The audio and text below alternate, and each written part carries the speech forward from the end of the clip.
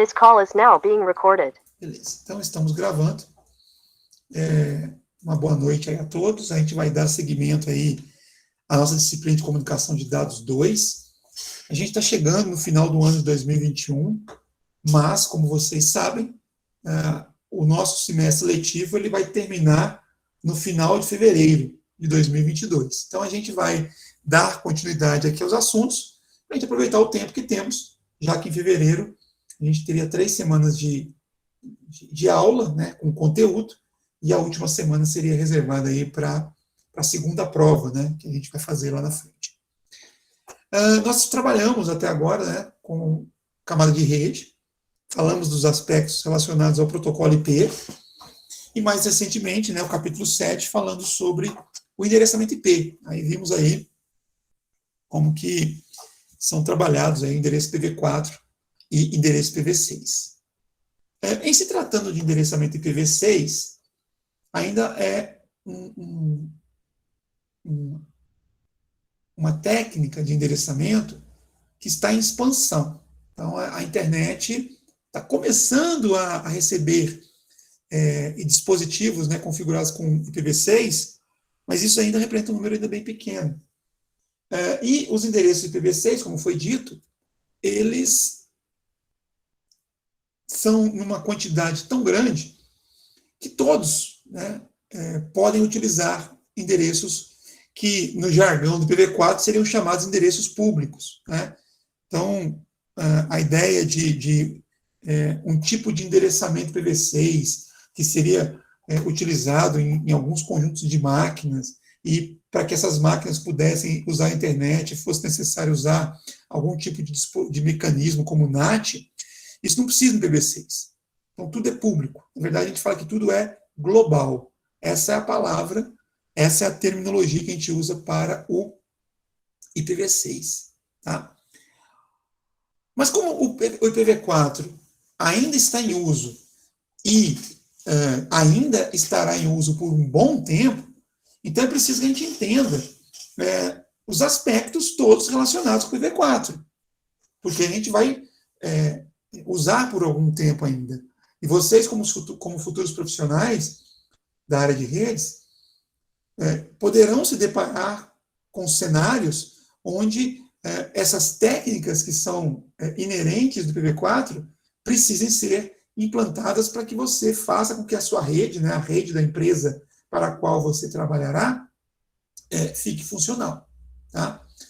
Então, a gente falou rapidamente aí, nas aulas, né, de endereçamento IPv4, sobre uma técnica chamada de NAT, onde eu faço uma tradução de um endereço privado, endereço IPv4 privado, para o endereço público. Eu falei rapidamente sobre isso, porque nós voltaremos a falar sobre esse assunto em outra disciplina do curso, tá?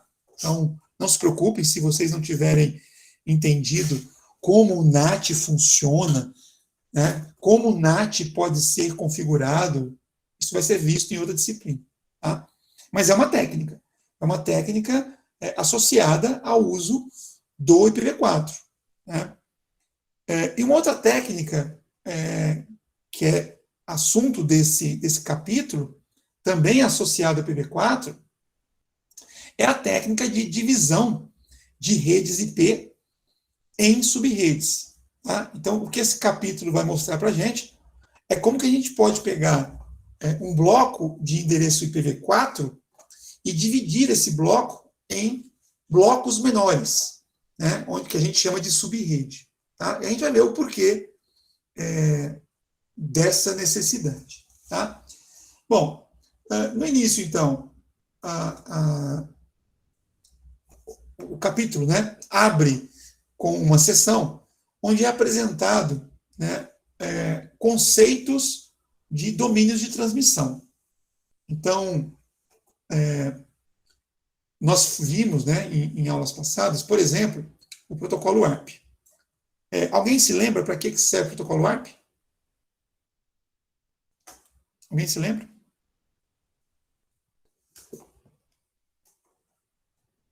Ninguém? Tabela ARP é a que faz o endereçamento os textos, tipo uma tabela? Tá? A tabela ARP, na verdade, Daniel, ela é um elemento do protocolo ARP. Né? Ela é um elemento. O protocolo ARP, ele executa a ação para a qual ele foi criado, e para a execução desse trabalho, ele usa uma tabela chamada tabela ARP. Tá? O que tem nessa tabela ARP? Endereço IP Só endereço IP? e caminho. Caminho? Não, você está confundindo tabela ARP com tabela de roteamento. Tá? Tabela de roteamento é onde a gente encontra caminhos. Tá? Você tem uma rede IP e um caminho para poder chegar até ela. Tá? Bom, vamos ver se alguém mais sabe. Alguém sabe dizer, pessoal? Alguém se lembra o que tem numa tabela ARP? Além do endereço IP?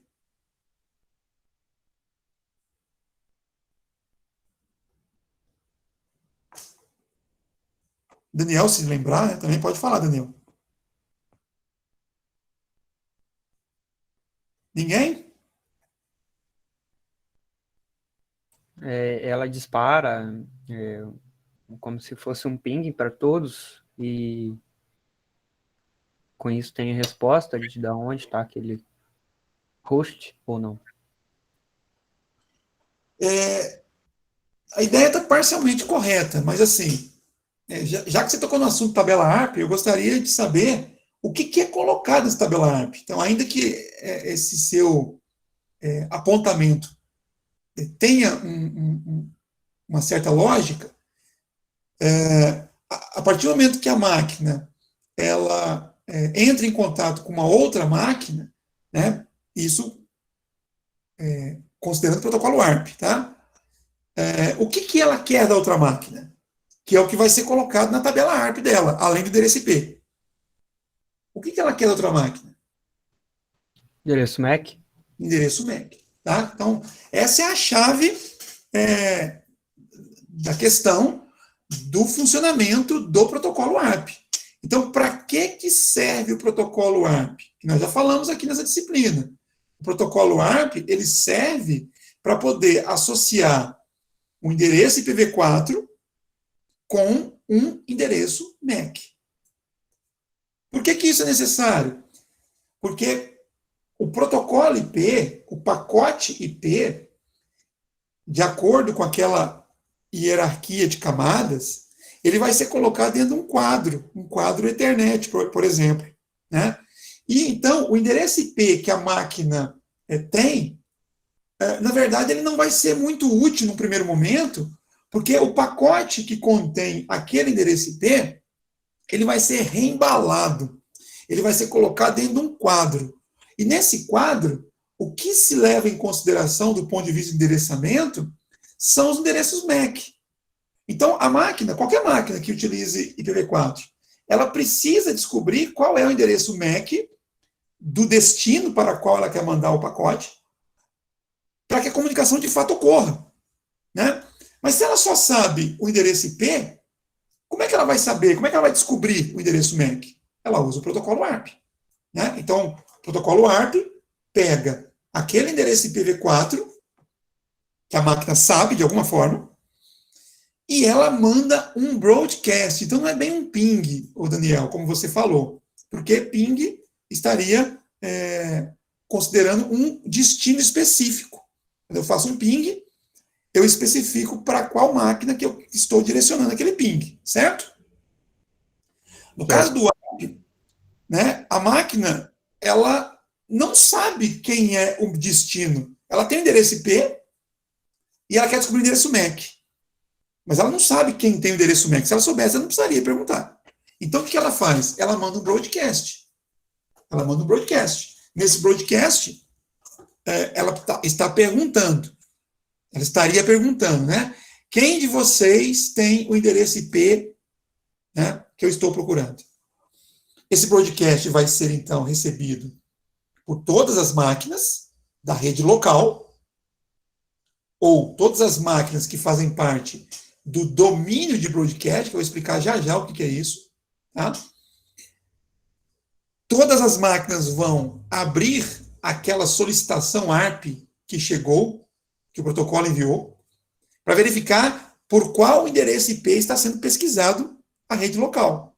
Tá? Então, cada máquina tem o seu endereço IP exclusivo, ela vai comparar com o endereço IP que está sendo pesquisado naquela mensagem broadcast.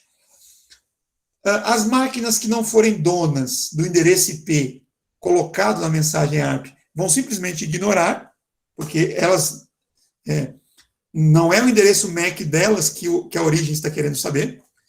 E a máquina que for dona daquele endereço IP que foi colocado na mensagem de solicitação ARP vai responder com o endereço MAC dela. E aí, Daniel, é que vai acontecer o mapeamento naquela tabela ARP que você falou. Né? Aí, quando a resposta chega, a máquina que enviou a solicitação pega o endereço IPv4 que ela já sabia e coloca associado com o endereço MAC que ela recebeu, né, em alguma posição na tabela, chamada tabela ARP. Entendi. Cara, tem uma questão aqui. Seguinte, se tiver uma rede com vários hosts, mais de 200 hosts por aí, aí, tipo,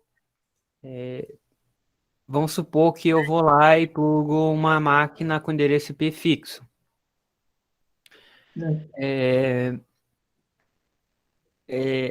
Quando eu já tive experiências de demorar para a gente, como se diz, para as outras máquinas da rede se comunicar com a máquina que eu acabei de colocar na rede. E esse associamento de endereço MAC, ele tem alguma demora? Ele é demorado, alguma coisa assim? Como é que é? Não, isso daí, Daniel, vai depender exclusivamente da velocidade da sua rede local. Né? Porque toda vez que uma máquina vai se comunicar com outra, numa rede local, primeiro ela pega então o endereço IP, que seria o endereço IP de destino, primeiro ela vai consultar a tabela ARP dela. Então, assim, a primeira coisa que é feita é uma tarefa interna, nem usa a rede. A máquina de origem, ela vai consultar a sua própria tabela ARP para verificar se o endereço IP com o qual ela deseja fazer comunicação está ali naquela tabela. Se tiver, com certeza ele vai estar associado a um endereço MAC. Aí ele pega o endereço MAC da tabela e vai criar um quadro destinado à máquina com a qual você quer estabelecer comunicação.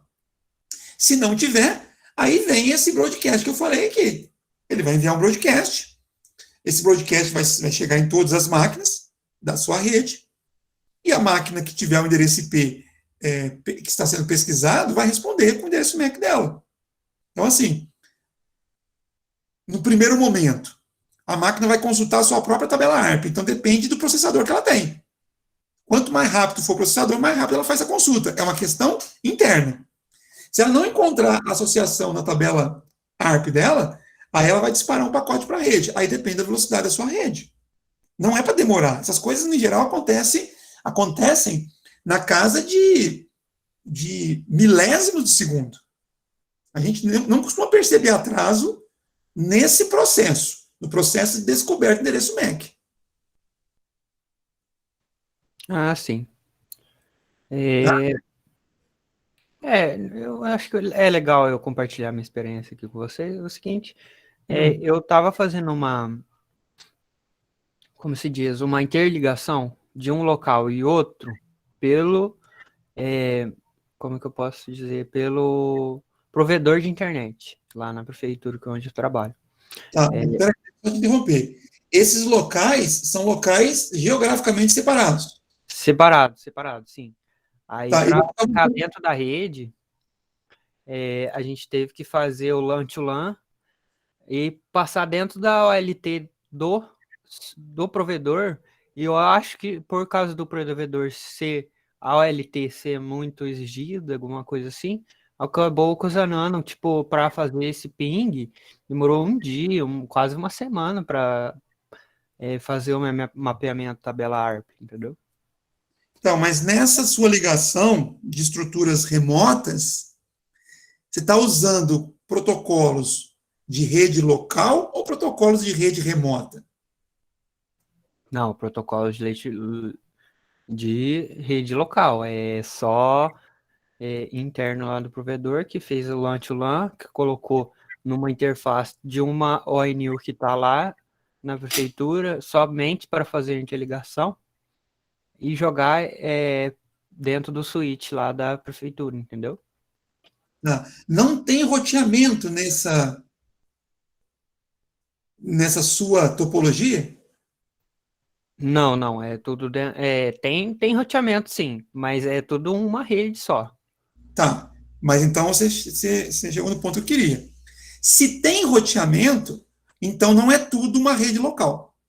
É tudo uma rede corporativa, que é diferente de rede local. Na sua rede local, aliás, na sua rede corporativa, você pode ter várias redes locais.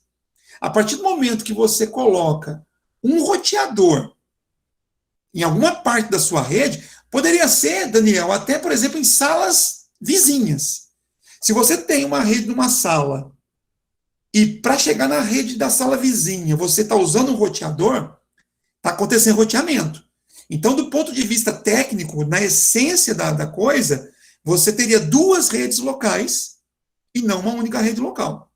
O protocolo ARP ele só funciona em rede local. Essa parte aqui do capítulo trata exatamente disso, né? Domínio de broadcast. O que é um domínio de broadcast? Um domínio de broadcast é a região da sua rede por onde os broadcasts circulam. Um domínio de broadcast, ele está associado a uma interface de roteador, conforme está aqui na figura. Então, se você, por exemplo, tem um roteador, aqui tem uma rede local, e do outro lado tem uma outra rede local, você teria dois domínios de broadcasts diferentes. O broadcast que é gerado neste domínio que está aqui, ele circula apenas nessa região, ou seja, ele não passa para o outro lado. Então, você não consegue usar o ARP, por exemplo, se você tiver uma outra rede local aqui do lado de cá. Por quê? Ela não compõe a mesma estrutura de rede local que você tem aqui do lado esquerdo, do roteador. Tá? Então, assim, é aquilo que eu falo dos conhecimentos básicos, né? Diferenciar um switch de um roteador. Por que é importante fazer essa distinção? Porque quando você vai falar, por exemplo, do ARP, que você está colocando em discussão aqui, você sabe que o ARP usa broadcast. E o broadcast, por sua vez, ele circula apenas dentro de um domínio de rede local. Se tiver um roteador no meio, a menos que esse roteador tenha sido configurado para poder encaminhar broadcast, que não é comum, tá? Esse roteador ele é uma parede natural para broadcast.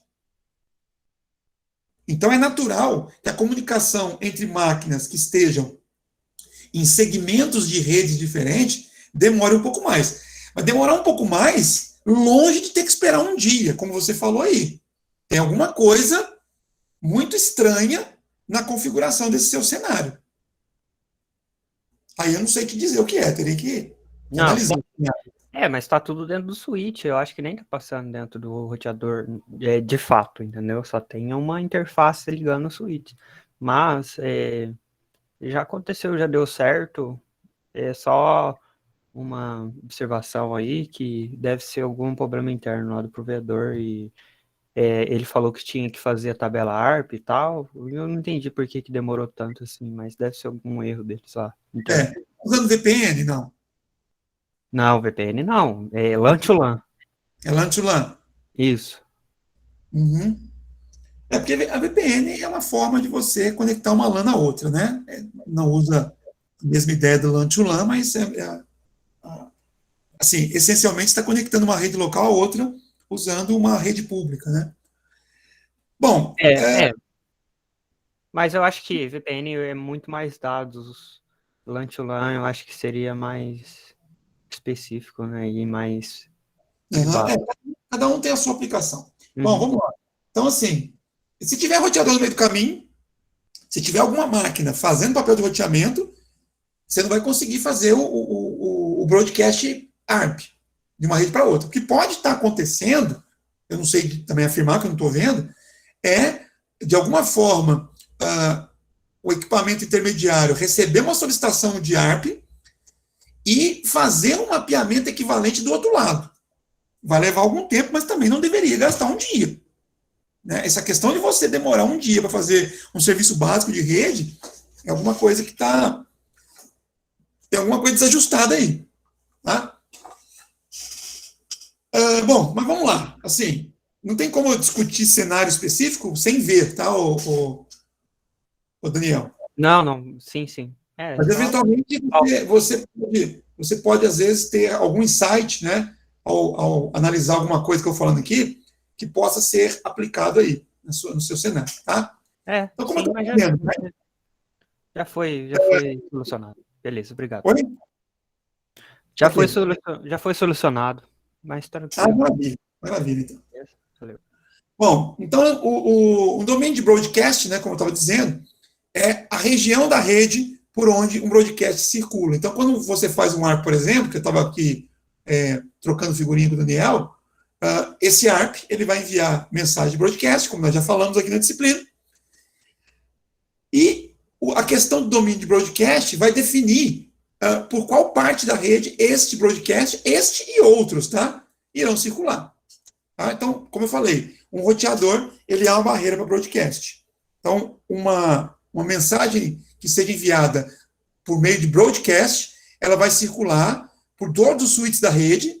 Tá? Switch, ele espalha broadcast mesmo, ele não faz nenhuma retenção, até chegar no roteador, e aí o broadcast morre ali. Tá? Então, o ARP usa broadcast. Tá? Outro serviço que usa broadcast é o DHCP.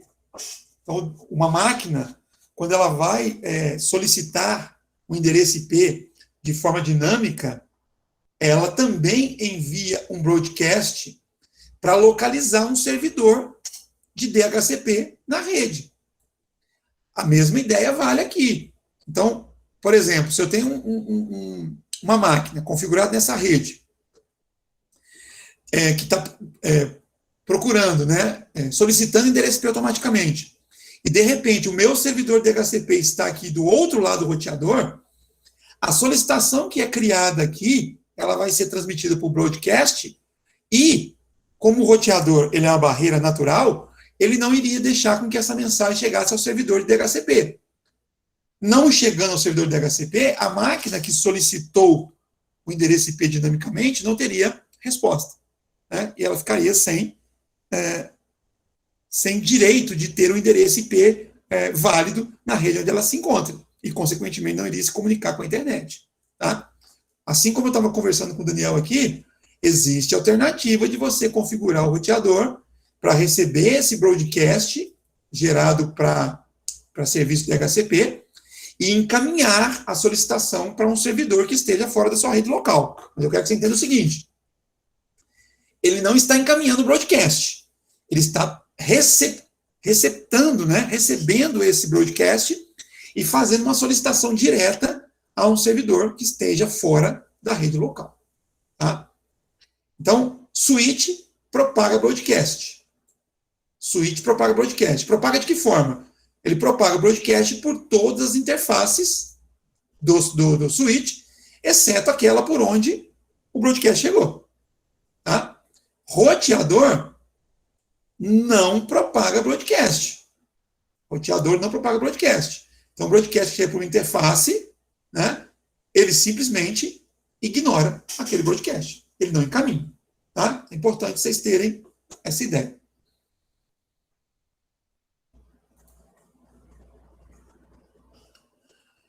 Bom, então, um broadcast, ele circula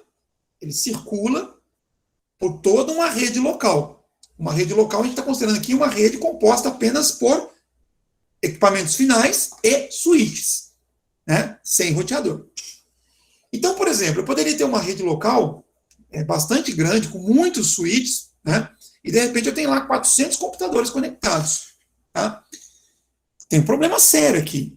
Pensa bem, cada um desses usuários que geraram broadcast, vai fazer com que aquela mensagem chegue a todos os outros 399 dispositivos que estão conectados naquela rede.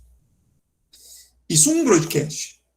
Imagine que todos os 400 façam broadcasts. Então, quer dizer, eu teria 400 broadcasts circulando pela rede. Uma máquina em particular iria receber 399 broadcasts, porque o dela não recebe, óbvio, né? Iria receber 399 broadcasts vindo de outras máquinas. E muitas das vezes, esses 399 broadcasts não seriam de interesse algum daquela máquina. Tem problema para a máquina? Tem.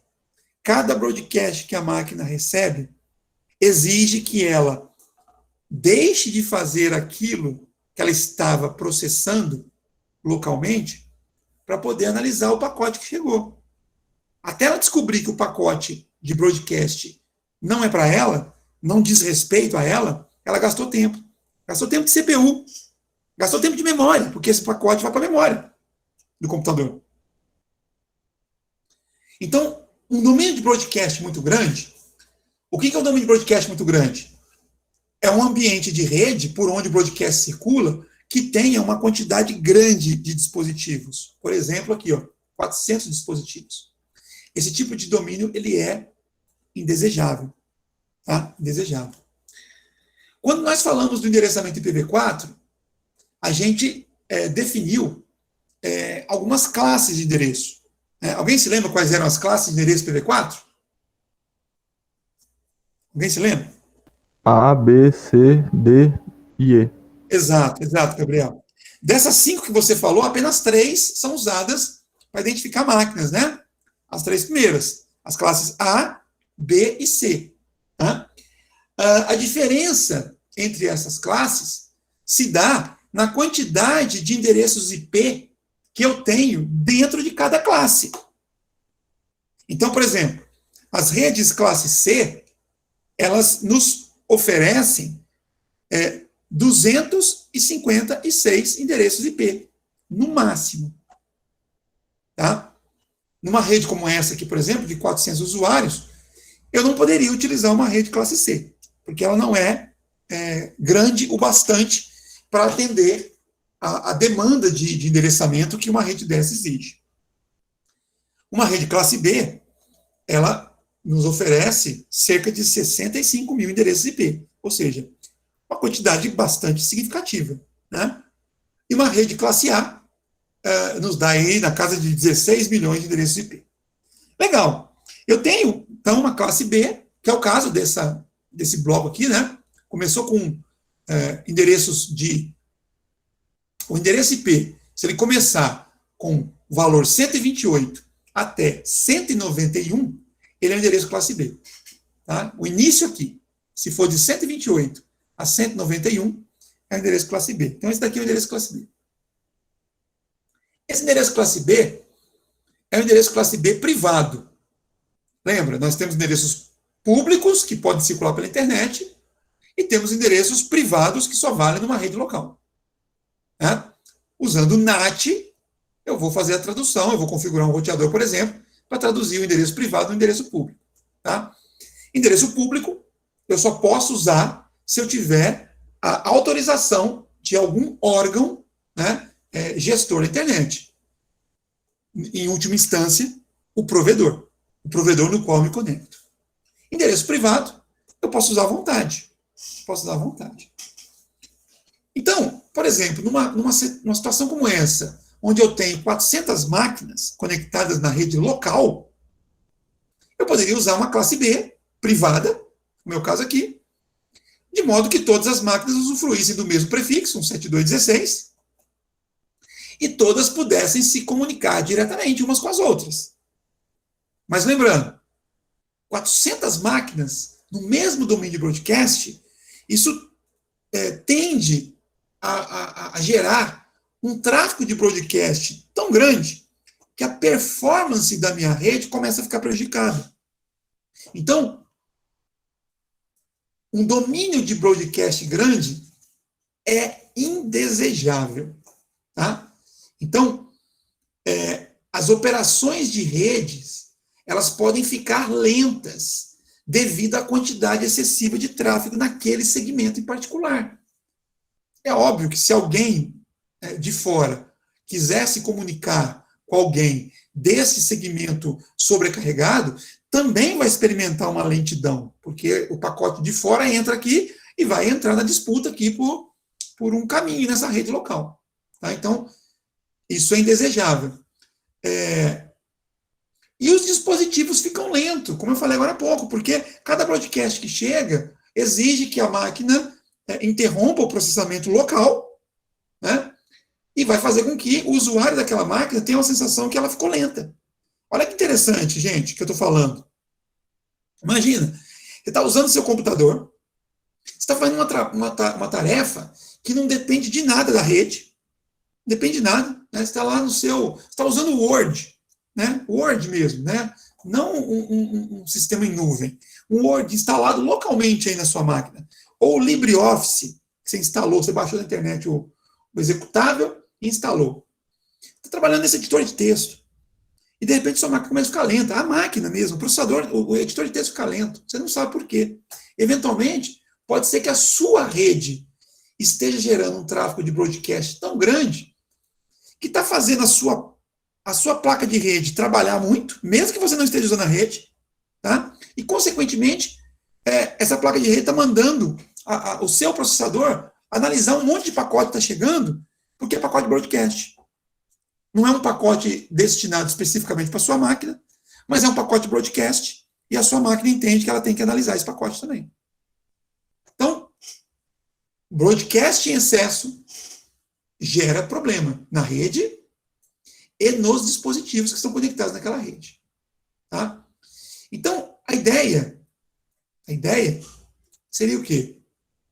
Eu dividi essa minha rede. Olha só, aproveitando o gancho que eu estava falando lá para o Daniel. Aqui nessa primeira topologia, eu tenho uma única grande rede local, com 400 usuários, todos conectados à internet, mas dentro do mesmo domínio broadcast. Então, um broadcast feito aqui por um desses 400 usuários chega para todos os outros 399. Alternativamente, eu poderia pegar e dividir essa minha rede em duas. Se eu tiver roteador para isso, óbvio, né? Então, eu tenho aqui um roteador que continua conectando a rede à internet. Eu tinha aqui do lado esquerdo uma rede com 400 usuários e uma alternativa para diminuir o domínio broadcast é colocar 200 de um lado e 200 do outro. Dessa forma, quando um desses daqui fizer um broadcast, vai chegar apenas a 199. Apenas, no caso, eu estou usando a palavra apenas para fazer uma comparação com a situação anterior, que era cada broadcast chegando a 399. Agora eu tenho cada broadcast chegando a 199. Tá? Então, o broadcast gerado aqui desse lado esquerdo, o roteador é uma barreira natural, não vai permitir que ele chegue do lado direito. Então, o broadcast dessas 200 máquinas não vai chegar para essas outras 200 aqui. Então, eu tenho uma tendência agora a separar o tráfego, né? Fazendo com que eu use de maneira racional os recursos de rede local que eu tenho aqui. Tá? E eu posso continuar utilizando o mesmo prefixo de classe B que eu tinha, né, 172.16, dos dois lados. Só que para poder fazer isso, eu tive que pegar a minha classe B, que usava a máscara /16, que é o padrão de classe B.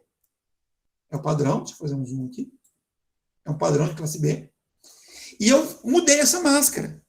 Eu peguei essa máscara e agora estou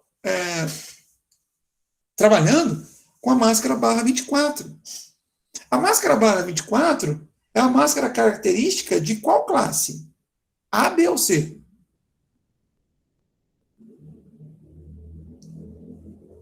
Quem se lembra? C. Classe C. Né? Então, o que eu estou fazendo aqui?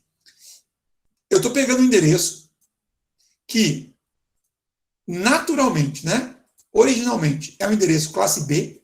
Ele é classe B não é por conta dessa máscara /16. Ele é classe B porque o início dele, né, corresponde ao intervalo de valores típicos de classe B. Tá? O barra 16 é por uma questão comum, né? Classe B utiliza barra 16. Eu peguei um bloco de endereço classe B que tem dentro de si cerca de 65 mil endereços IP. E o que eu fiz? Eu dividi em duas subrede. Cada subrede equivale a uma classe C. Isso aqui não é e nunca será uma classe C. Classe C começa com 192 e vai até 223. Então, classe C, endereços IPv4 da classe C são aqueles que começam com 192 até 223. Então, isso aqui não é e nunca será uma classe C. Mas, o que está sendo mostrado aqui? Que está sendo mostrado o seguinte: se eu usar uma máscara que é característica de uma classe C, eu faço com que aquela minha classe B se comporte como se fosse uma classe C. Classe C tem, no máximo, 256 endereços IP. Então, quando eu faço isso daqui, eu estou dizendo o seguinte: da minha classe B original, com 65 mil endereços IP aproximadamente, eu estou dividindo ela em vários pedaços, sendo que o primeiro pedaço que coincide, né, com o endereço da classe B, mas ele tem apenas 256 endereços IP. Então, daqueles 65 mil que eu tinha aqui, eu estou agora fazendo uma divisão em subrede. Então, aqui é uma rede classe B, que eu dividi em subredes classe C. Aliás, subredes equivalentes à classe C. Subredes que têm a quantidade de endereços IP típica de uma classe C. Tá? Então, aqui eu tenho 256. E aí, como eu peguei isso daqui e dividi em pedaços, então aqui eu tenho um pedaço com 256 IPs, e aqui eu tenho um outro pedaço. Apesar de serem do mesmo prefixo, 17216, observe que o terceiro octeto é diferente, o que vai fazer uma distinção, né? Então aqui eu tenho o prefixo de rede, que é igual, e aqui eu tenho o que agora a gente vai chamar de prefixo de subrede, que vai distinguir uma subrede da outra. Então eu peguei um grande bloco de endereços IP e dividi em blocos menores, no caso aqui com 256 endereços. Né? O primeiro desses blocos tem o terceiro octeto igual a 0. O segundo desses blocos tem o terceiro octeto igual a 1. E outros blocos poderiam ser utilizados. Basta eu alterar o terceiro octeto. Então, ele pode ser, o terceiro bloco teria o terceiro octeto igual a 2, o prefixo é o mesmo. Tá? O próximo bloco teria o terceiro octeto igual a 3, depois 4, 5, 6, até 255, que é o máximo que eu posso ter em cada octeto. Tá? Então, usando essa ideia de pegar um endereço classe B e associar a ele máscara de classe C, eu estou dividindo a minha classe B em vários pedaços que equivalem a uma classe C. Tá?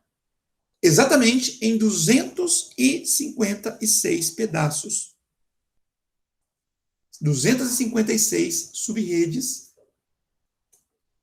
onde em cada uma delas eu tenho 256 também, né? 256 endereços IP.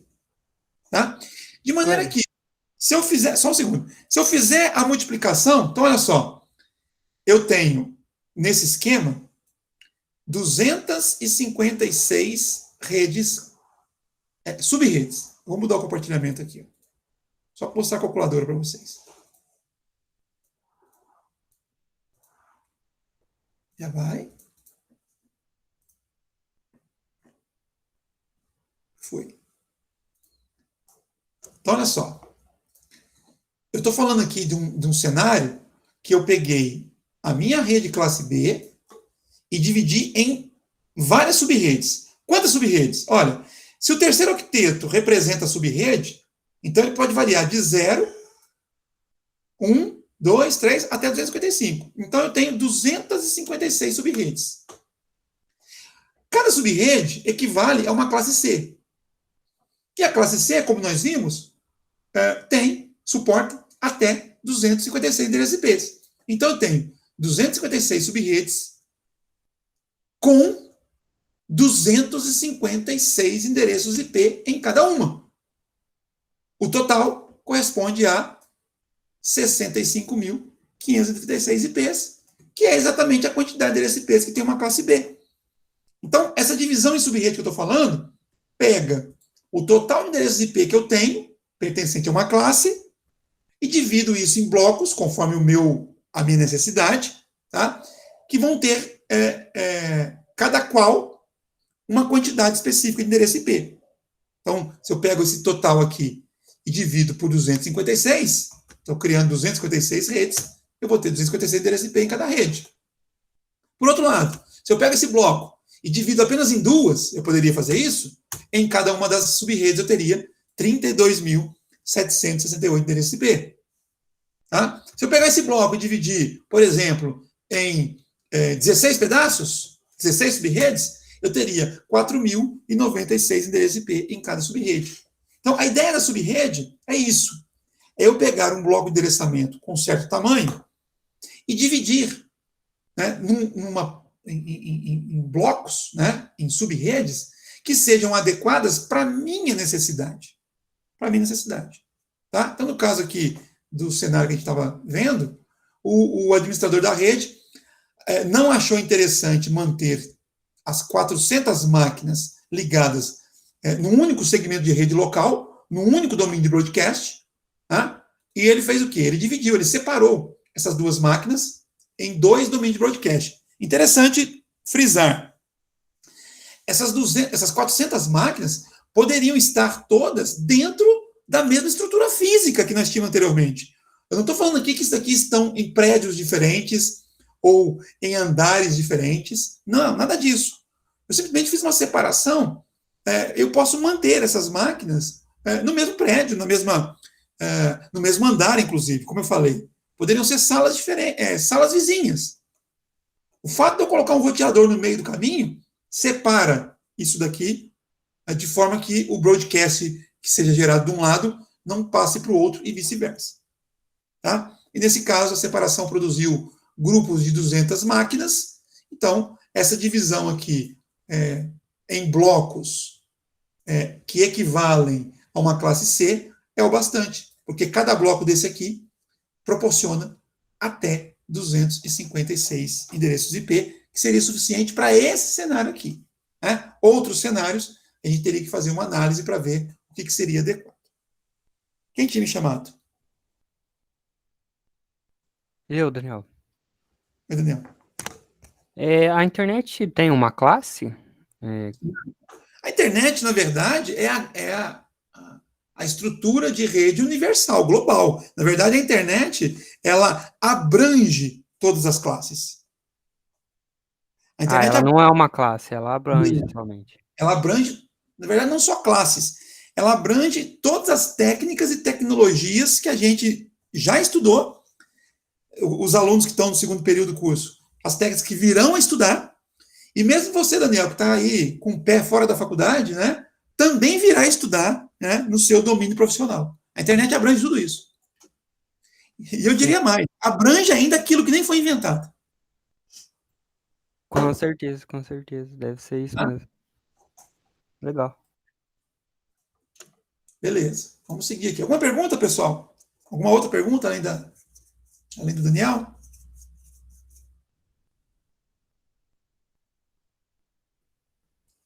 Não, né? Bom, então, motivos para fazer uma divisão em subrede. Então, está aqui um exemplo. Né? Eu tenho aqui uma empresa, por exemplo, que usa um prédio inteiro,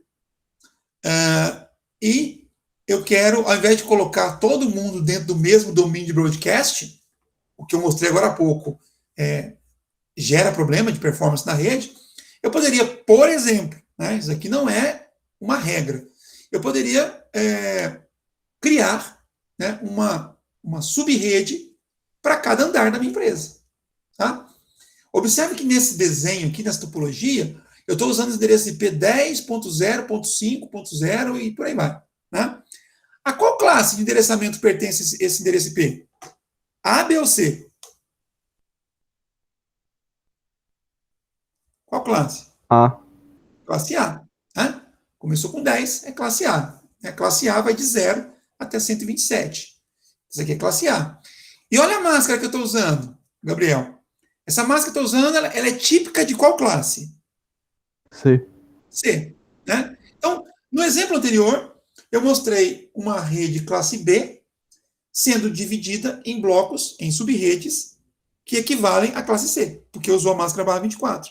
Aqui, eu estou usando agora uma rede classe A, começou em 10, é classe A, que eu fiz uma divisão da mesma forma usando barra 24. Ou seja, eu estou produzindo aqui blocos com 256 endereços IP, do mesmo jeito que eu fiz no exemplo anterior, e do mesmo jeito que eu estaria usando se tivesse lançando mão de um endereço classe C mesmo, de fato. Tá? O interessante disso daqui é que eu tenho uma garantia de que o prefixo de rede de todas as máquinas que estão espalhadas pelo prédio seja o mesmo. Né? Tudo 10. Né? O que está sendo feito aqui é uma divisão em sub-redes. Nesse caso, eu estou também usando o terceiro octeto. Como isso aqui é classe A, eu até poderia usar o segundo octeto para fazer divisão em sub-rede. Porque classe A usa só o primeiro octeto para rede, para identificar a rede. O resto tudo eu posso utilizar para fazer identificação de host. E agora eu estou trazendo um conceito novo, que é a identificação de sub-rede. Tá? Então, vamos lá. Vocês não se perderem. Antes, o meu endereço IP era dividido em duas partes. A parte de rede e a parte de host. No caso aqui desse exemplo que está sendo mostrado, como é classe A parte de rede é o primeiro octeto, seria o primeiro octeto, e a parte de host seria os outros 3. Então, todo mundo deveria ter, nessa rede, o prefixo igual a 10, e os endereços dos hosts poderiam variar livremente aqui, alterando os valores dos 3 octetos seguintes. Tá? Quando eu associei isso daqui com barra 24, eu mudei essa ideia. Eu acrescentei aqui uma divisão a mais, que é a divisão de sub-redes. Então, agora o meu endereço IP, ele pode ter 3 partes. Até 3 partes. A parte de rede continua como era, não muda. Então, isso aqui é classe A. Então, a parte de rede é o primeiro octeto. A parte de host, agora, ela vai ser subdividida. Uma parte continua sendo usada para identificar hosts, mas agora eu posso utilizar uma outra parte para identificar subredes. Então, nesse caso, como eu associei aqui o endereço IP com a máscara barra 24, eu estou dizendo que isso aqui equivale a uma classe C. E classe C, nós vimos, utiliza apenas o último octeto para host, para identificar host. Então, o que eu tenho? O primeiro octeto identifica a rede, porque é classe A. O último octeto identifica hosts na minha rede. Por quê? Porque estou usando barra 24, que é típico de classe C. Então, já que eu tenho o primeiro octeto para rede e o último para host, os outros 2, que eram para host, estão sendo utilizados para identificar subredes aqui. Subredes. Tá? Como cada um desses octetos podem variar de 0 até 255, então, quantas subredes eu poderia formar usando uma rede classe A com máscara barra 24? Eu poderia ter 256 possibilidades desse segundo octeto aqui, combinadas com outras 256 possibilidades do terceiro octeto. Eu teria, nesse caso, 65.536 sub-redes diferentes. Tá? Então, eu poderia pegar na rede da minha empresa e criar até 65.536 sub-redes diferentes. É muita coisa. Mas dependendo do tamanho da empresa, isso possa ser um número factível. Tá? Porque eu posso usar isso não apenas num prédio. Eu poderia usar essa quantidade de sub-redes em prédios, né, que sejam vizinhos, por exemplo. Tá? Em cada uma dessas sub-redes, eu teria uma certa quantidade de endereço IP. No caso aqui, como eu estou usando apenas o último octeto para identificar host, então são no máximo 256 IP, típico de classe C. Né? Então, 65.536 sub-redes, cada uma delas com 256 endereços IP, eu teria, né, um total de endereços IP na casa de 16 milhões. Esse total equivale, né, bate aí com a definição de classe A. As redes classe A, por padrão, têm cerca de 16 milhões de endereços IP. Então, o que eu fiz? Eu peguei uma rede classe A, que tem 16 milhões e tantos IPs, dividi isso daqui, né, em sub-redes. Quantas sub-redes? Eu usei 2 octetos para sub-rede. Então, quer dizer que eu dividi isso aqui por 65.536 sub-redes. Cada sub-rede me dá 256 IP, que equivale a uma classe C. Tá? Então, esses são os conceitos básicos. Né? Então, por que eu vou dividir o meu endereço em sub-redes? Está aqui um exemplo. Eu poderia ter uma rede muito grande, ocupando um prédio inteiro, e para não ter os problemas de um domínio de broadcast grande, eu poderia fazer essa divisão, por exemplo, por andar. Dentro de cada andar, eu poderia até dividir também, se assim fosse interessante, dependendo da quantidade de máquinas que eu tivesse lá dentro da minha empresa. Tá? Eu poderia usar... Oi, Daniel, pode falar. Seguinte, e nesse cenário, vamos dizer assim, poderia ser uma desvantagem. Porque, tipo, eu queria mandar imprimir um papel lá pro segundo andar, que seria uma impressora que está lá no segundo andar, e eu estou no quarto andar. Isso Certo. aí não iria acontecer, né? Não, pode ser. Pode acontecer sim.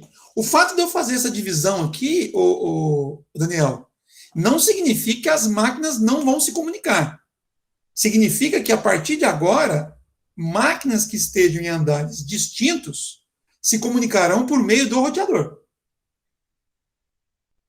Então elas se comunicam, então. É só colocar o IP e o endereço de subrede especificado, né? Sim, sim. Só que agora a comunicação não é mais direta. Como seria se eu tivesse tudo dentro de um domínio broadcast só. Tá? Agora a comunicação ela é indireta. Então a máquina do terceiro andar. As máquinas do terceiro andar, elas se comunicam de forma direta entre si. Mas se uma máquina do terceiro andar quiser se comunicar com a máquina do quarto ou do quinto andar, ela tem que mandar o pacote para o roteador vai identificar qual é o destino e vai encaminhar pelo link que chega lá no andar específico. Assim, isso aí teria que ser configurado no roteador para se comunicarem, ou já é padrão, ou não? Na subrede já é padrão isso, ou não? Tem que configurar? Não, tem que configurar, tá? O que acontece é que alguns fabricantes já adicionam no sistema operacional do roteador esse roteamento automático em redes nas quais o roteador esteja conectado diretamente. Tá? Exemplo, roteador da Cisco faz isso automaticamente. Então, se você tem um cenário como esse e está usando o roteador da Cisco aqui, a comunicação vai acontecer automaticamente entre os diversos andares, passando pelo roteador, mas vai acontecer. Tá? Se alguém desabilitar isso, a comunicação para de acontecer, porque depende do roteador. É necessário que o roteador saiba onde está cada rede. Tá? Tá, Se você está usando o roteador de outro fabricante que não faça isso automaticamente, você precisa fazer a configuração na mão. Tá? entendi. Mas então, isso não é preferível só por subrede. E redes diferentes no mesmo roteador poderia acontecer isso. Sim, sim. Se o Uhum. roteador faz isso automaticamente, seja subrede ou rede, a comunicação vai acontecer. Ah, beleza. Tranquilo. Tá? Beleza. Então, isso aqui é uma forma, né, como eu falei, uma forma de você fazer a divisão em subrede. Né? Por exemplo, identificando andares de um prédio. Uma outra possibilidade é você, ainda que você utilize um andar só, é fazer a divisão por que é chamado aqui de unidade organizacional. Ó, você quer uma rede, você tem a sua rede. Aqui tudo, para baixo da internet aqui, ó, é uma empresa só. Tá? Mas dentro dessa empresa, você quer ter um segmento da rede onde só circulem dados, só circulem pacotes da administração. Tá? Numa outra parte da rede, vão circular pacotes lá do setor de recursos humanos.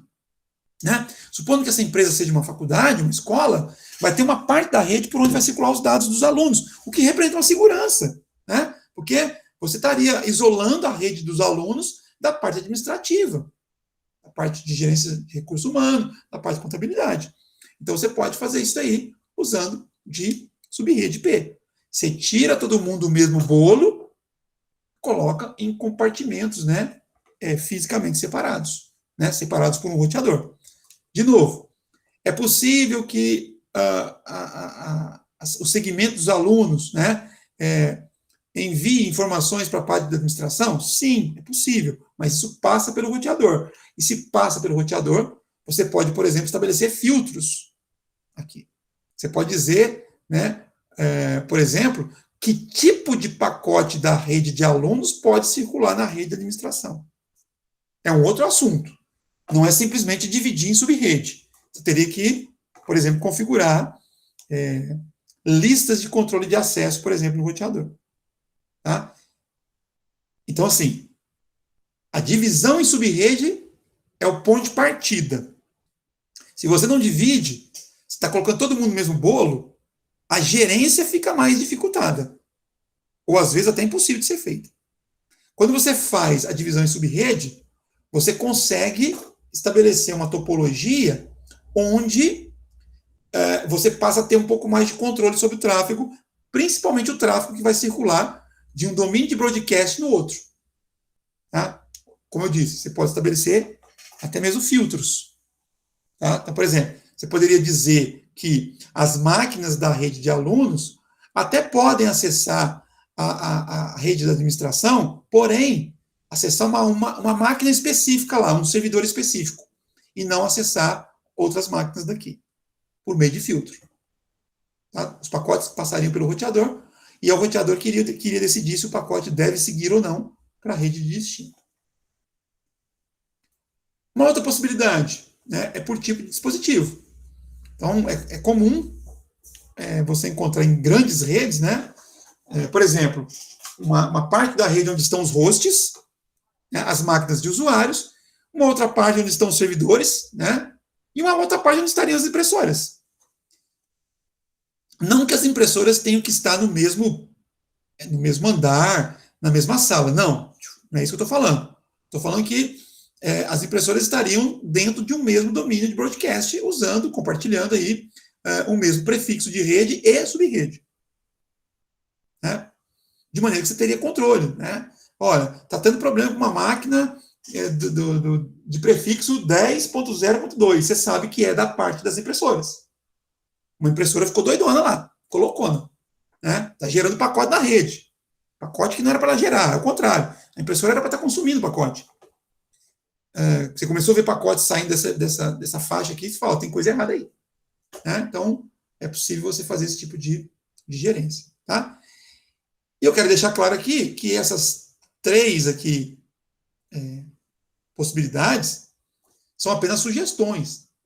Né? Então, com subrede, você pode fazer qualquer divisão que faça algum sentido para você ou para a rede que você esteja gerenciando, para a empresa que você faça parte do corpo funcional. Tá? Você pode dividir do jeito que você quiser. Beleza, pessoal?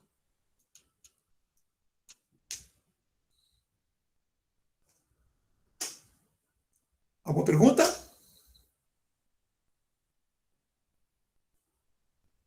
Acho que não, né?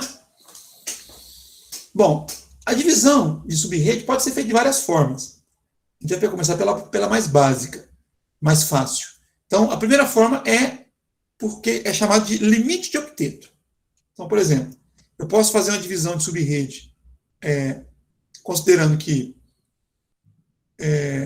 eu esteja usando um octeto para a rede e o resto para host, ou esteja usando 2 octetos para a rede e o resto para host, ou 3 octetos para a rede e o resto para host. Ou seja, eu estou dizendo que a minha subrede, ela o meu prefixo de rede, ele vai usar um octeto inteiro, tá? Ou 1, ou 2, ou 3. E não pode usar os 4, porque senão sobraria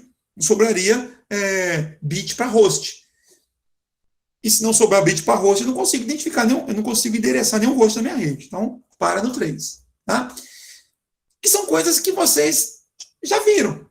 Então, uma máscara de subrede, por exemplo, /8, significa que eu estou usando 8 bits para a rede. Um octeto. A máscara, na notação ponto decimal, que representa isso, é essa aqui. 255.0.0.0. Se for 16 bits, pode tirar o botão. Se for 16 bits, então eu tenho a máscara na notação ponto decimal 255.255.00. E se for 24 bits, eu tenho 255.255.255.0. Ou seja, essa daqui é a máscara que a gente usava para classe A. Essa daqui é a máscara que a gente usava para classe B. E essa outra é a máscara que a gente usava para classe C. O que tem de novidade aqui? O que tem de novidade é que agora eu posso usar essas máscaras para a classe que eu quiser. O que eu quero que vocês percebam aqui, o pulo do gato desse capítulo, é o seguinte: eu posso fazer com que a minha rede se comporte como se fosse classe C, independentemente de qual seja a classe original dela. Então, se eu tenho uma classe A e eu uso máscara /24, eu estou fazendo aquela classe A trabalhar como se fosse classe C. Se eu tenho uma classe B e associo a ela uma máscara /24, eu estou fazendo aquela classe B se comportar como se fosse classe C. Se eu tenho uma classe A que utiliza uma máscara /16, eu estou fazendo aquela classe A trabalhar como se fosse classe B. Tá? E na ideia básica de subrede, eu só posso dividir. Eu não posso agrupar. Por exemplo, eu não posso fazer uma classe C trabalhar como se fosse classe A. Eu teria que agrupar várias classes C para poder formar a quantidade de endereços IP que uma classe A tem. Então, não faz sentido isso aqui em termos de subrede. Tá? Então, em termos de subrede, eu pego uma rede de abrangência maior e divido em subredes com tamanhos menores. Tá? Então, uma classe A, eu posso dividir em blocos que equivalem a classe B ou classe C. Uma classe B, eu posso dividir em blocos que equivalem a uma classe C. Mas eu não posso fazer o contrário. Pegar uma rede classe C e fazer com que ela se comporte como se fosse classe B. Não usando o conceito de subrede. Só um minuto.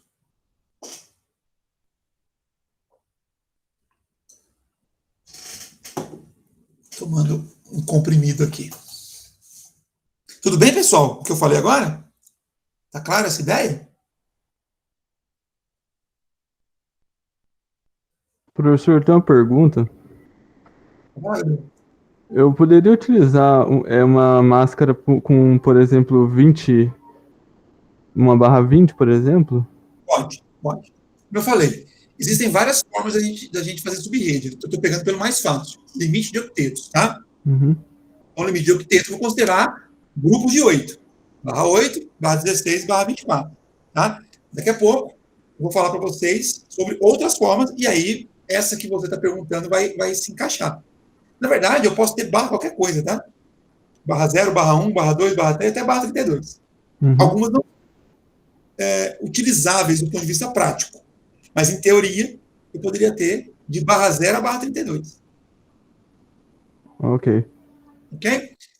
Já, né? Já que eu falo assim, não hoje, não vai dar tempo. Mas na sequência da disciplina a gente vai estar falando de outras máscaras aqui, tá bom? Bom, então, se eu estou dividindo uma subrede baseada no limite de octetos, então quantas subredes eu terei? Essa resposta depende da rede base, tá? E da quantidade de octetos que eu estou utilizando. Então, por exemplo, se eu pego essa subrede aqui, ó, aliás, essa rede, né? 10 barra 0 barra 0, aliás, não, ponto. 10.0.0.8 barra 0. Isso é classe A. E essa máscara aqui é típica da classe A. Então, eu tenho uma rede classe A. Eu posso pegar essa rede classe A e dividir em blocos, usando essa ideia de limite de octeto, né? Dividir em blocos que equivalem à classe B, né? Barra 16. Ou poderia dividir em blocos que equivalem à classe C, barra 24. Nesse caso aqui, está sendo mostrada a divisão de uma rede barra 8 em rede barra 16. O que significa isso? Significa que eu tinha 8 bits de rede e agora eu terei 16. Os 8 originais mais 8 que equivalem à subrede. Então, eu estou usando 8 bits adicionais para usar como subrede. Com 8 bits, 2 elevado a 8, eu tenho 256 subredes. E é isso que eu consigo enxergar aqui, ó. A minha rede classe A, usando máscara barra 16, então eu estaria usando, além do primeiro octeto, que é típico da classe A, estaria usando o segundo, né? 8 mais 8, 16. O segundo, então, está sendo visto como subrede, como octeto de subrede, que pode variar de 0 a 255. Então, eu tenho aqui 256 possibilidades, variando o segundo octeto, mantendo o primeiro fixo. Ou seja, 256 subredes. Cada uma delas se comporta como se fosse uma rede classe B. Então, quantos hosts eu posso ter em cada uma delas? Aliás, quantos endereços IP eu posso ter em cada uma delas? 256 vezes 256, isso. Né? Deu um lag aqui, o cérebro. 65.536 endereços IP. Mas, como nós falamos em aulas passadas, qualquer que seja o bloco de endereço IP, né, pode ser o bloco de uma rede ou pode ser o bloco de uma subrede. Eu tenho sempre 2 endereços IP que são reservados. Então, desse montante aqui, eu tiro 2, sobrariam 65.534 endereços IPs válidos. Endereços IPs possíveis de serem utilizados pelos hosts da minha subrede. Tá? Quais são esses endereços IP? Olha, o que vai de... Percebam, a primeira subrede terá os 2 primeiros octetos iguais a 10.0. 10.0, 10.0. Os outros 2 octetos, que correspondem à parte de host, é o que vai variar. Então, de 0.1 até 255.254. Por quê? O 0.0 é o endereço reservado. É um dos 2 que eu falei, que é reservado. Para quê? Para identificar a subrede. Então, 10.0.0.0 não entra aqui nessa lista, porque ele é um endereço IP, porém, ele é um endereço IP reservado para identificar a subrede. O outro endereço reservado é esse aqui, ó. O que tem todos os bits da parte de host iguais a 1. E aí, quando eu converto para decimal, forma o valor 255. Então, 10.0, percebam, é o mesmo prefixo. Prefixo de subrede agora. 255 é broadcast. Tá? Então, de 00 a 255, começando com 10.0, todos são endereços IP da primeira subrede. 65.536. Desse total é o 10.0.0.0. Ele é reservado para identificar a própria subrede. Outro desse total, o 10.0.255.255, também é reservado para outra finalidade, que é broadcast. Esses dois são reservados. O que sobra, né, 65.534, é o que eu posso utilizar para identificar hosts. Tá? E a mesma ideia vale para as demais subredes. Então, na subrede 10.1, eu tenho a mesma lógica. Tá? A mesma lógica. E assim vale para todas as outras. Tudo bem? Posso seguir?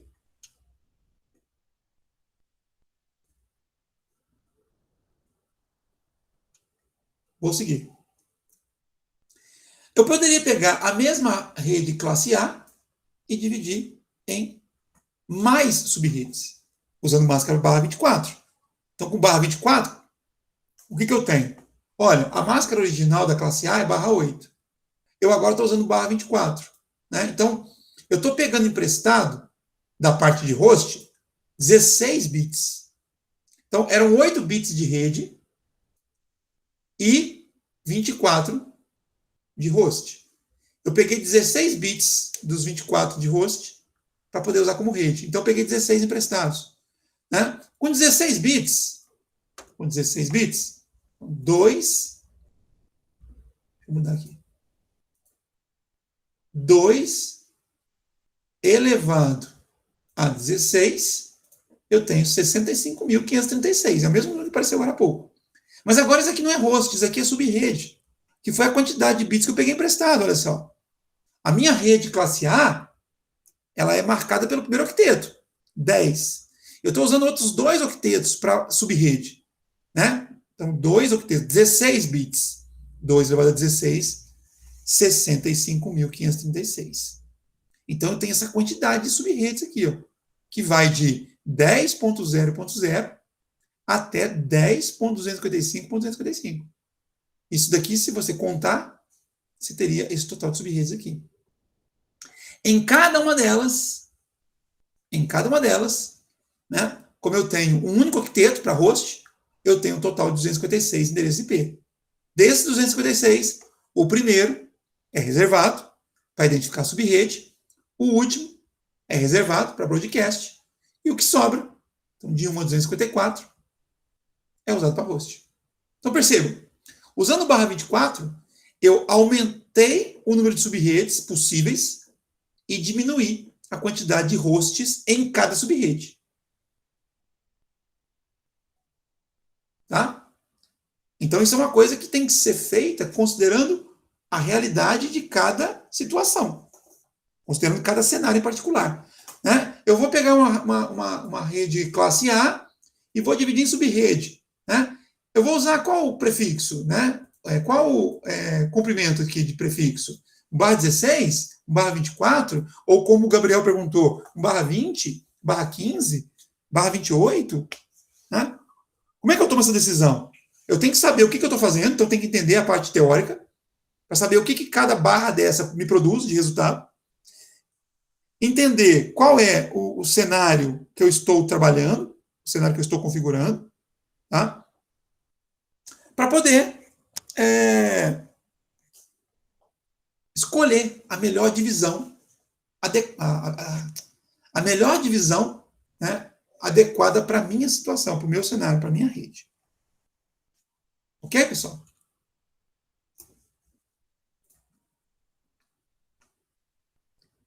Alguma pergunta? Bom, se não tiverem pergunta, vou parar por aqui.